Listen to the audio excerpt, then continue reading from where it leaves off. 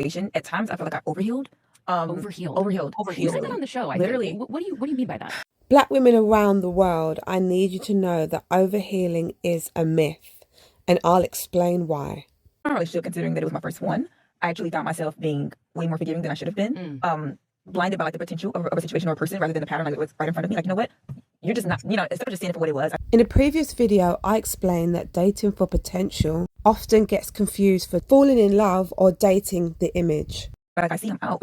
So she goes on to explain here, I'm going to fast forward past this part, that in her 3-year relationship, she was constantly giving second chances. So when she got out of her 3-year relationship, she went to the other extreme of cutting somebody off if they just coughed at her funny. All you had to do was cough at Landria back in the day, she would cut you off because she had already lost 3 years of her life with the wrong guy, showing him too much grace.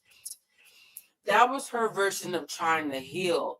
But she thinks she overhealed when she said to herself, well, I think I'm cutting people off too much. And I need black women to understand that you will never be healed in a world that contributes to your trauma daily. There is a spectrum of trauma that ranges from unreasonable rejection to physical abuse. What Olandria describes as overhealing is called overcorrection. In this podcast, Blue does name that, but I can't find it. Self-love is a journey. This means you'll explore both extremes before you come to a balance.